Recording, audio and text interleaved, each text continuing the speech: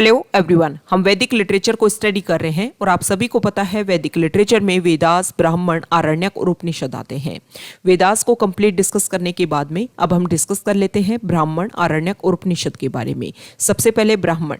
आप ब्राह्मण को इस तरीके से समझ सकते हो कि मान लो किसी राइटर ने टफ लैंग्वेज में कोई बुक लिखी, फिर इस बुक को समझाने के लिए किसी अदर राइटर ने इसको सिंपल लैंग्वेज में लिखा, तो ये जो सिंपल लैंग्वेज में जो बुक लिखी गई उसको आप रिलेट कर सकते हो ब्राह्मण से, और जो टफ लैंग्वेज में पहले बुक लिखी गई थी उसको आप रिलेट कर सकते हो वेदास से।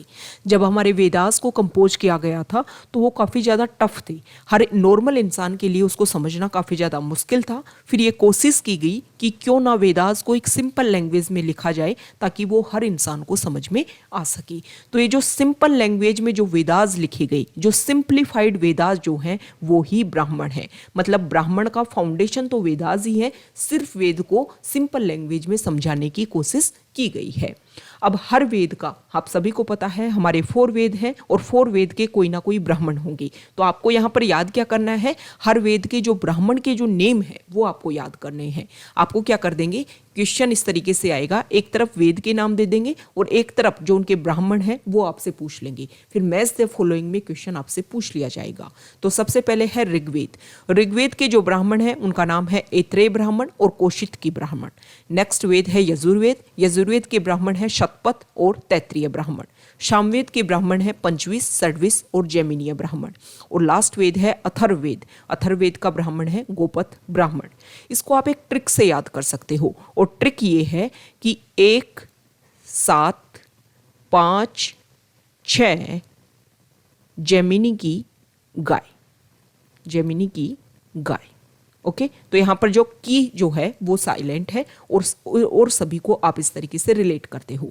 एक ए से ऐत्रेय, कैसे कौशितकी, 7 से शतपथ, तै से तैत्रीय, 5 से पंचविस, 6 से षड्विस, जैमिनी से जैमिनीय और गाय से गोपथ। बस आपको ध्यान में ये रखना है कि जो सीरीज है वेदास की वो ट्रांसफर नहीं होनी चाहिए, नहीं तो आपकी जो एक ट्रिक है वो काम नहीं करेगी। ओके, तो इस तरीके से आप ब्राह्मण को याद कर सकते हो। ये जो ब्राह्मण लिटरेचर है इनको वर्स स्टाइल में लिखा गया था, मतलब पैराग्राफ स्टाइल में इनको लिखा गया था।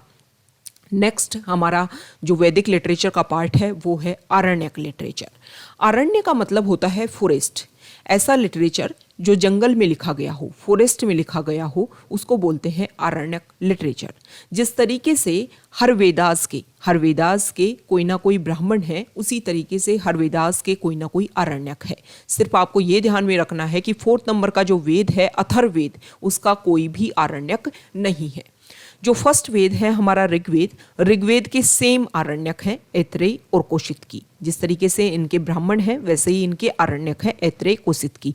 जो हमारा यजुर्वेद है उसके 3 आरण्यक हैं। एक तो उनका है जो हमने यहाँ पे डिस्कस किया तैत्रीय, उसके बाद में है मृत्यनिका और एक है बृहद। नेक्स्ट है सामवेद। सामवेद का केवल एक ही आरण्यक है और उसका नाम है तालावकार। और जो अथर्ववेद है इसका कोई भी आरण्यक नहीं है। नेक्स्ट हमारा वैदिक लिटरेचर का पार्ट है उपनिषद लिटरेचर। उपनिषद का मतलब होता है to sit near Guru with faith. विश्वास के साथ में गुरु के समीप बैठना, ये होता है उपनिषद। और जो वैदिक लिटरेचर है उसका लास्ट पार्ट है उपनिषद, इसलिए इसको वेदांत लिटरेचर के नाम से भी जानते हैं।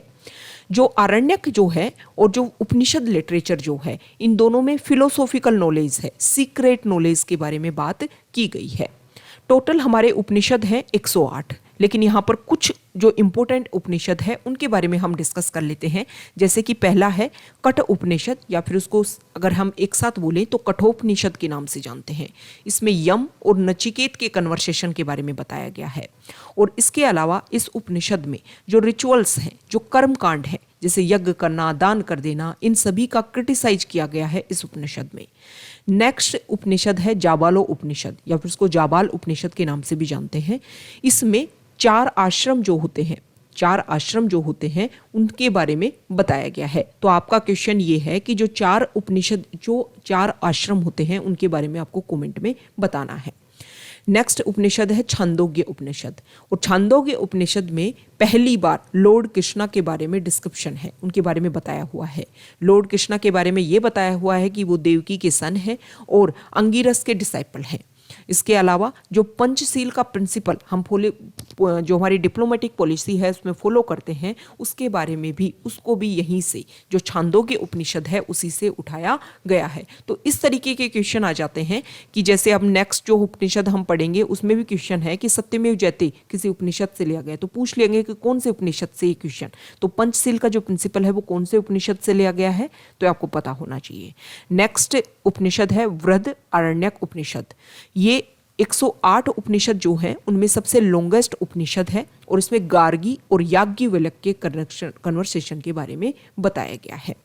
नेक्स्ट उपनिषद है मुंडोक उपनिषद। सत्यमेव जयते जो है वो यहीं से लिया गया है, जिसको हमारे देवनागरी स्क्रिप्ट नेशनल मोटो के रूप में लिखा जाता है और इसका लिटरल मीनिंग होता है ट्रथ अलोंग ट्रायम्फ। नेक्स्ट तैत्रेय उपनिषद, और हमारे बुद्धिज्म जो रिलीजन है उसमें जो 8 फोल्ड पाथ फॉलो किया जाता है उसको यहीं से लिया गया है, मतलब जो अष्टांगिक जो मार्ग है उसको तैत्रेय उपनिषद से लिया गया है। तो ये वैदिक लिटरेचर से रिलेटेड कंप्लीट हमने चारों जो पार्ट हैं उनके बारे में डिस्कस कर लिया है।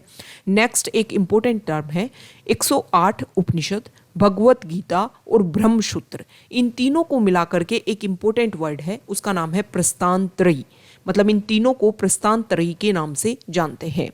ये ब्रह्मसूत्र क्या होता है? ब्रह्मसूत्र 108 उपनिषद की जो समरी है उसको बोलते हैं ब्रह्मसूत्र। तो ये हमने वैदिक लिटरेचर के चारों पार्ट से रिलेटेड हर बेसिक फैक्ट्स को कवर किया है। अगर आप यहाँ तक आए हैं, वीडियो आपको अच्छा लगा है तो प्लीज़ वीडियो को लाइक कर दीजिए, शेयर कर दीजिए और चैनल को सब्सक्राइब कर दीजिए।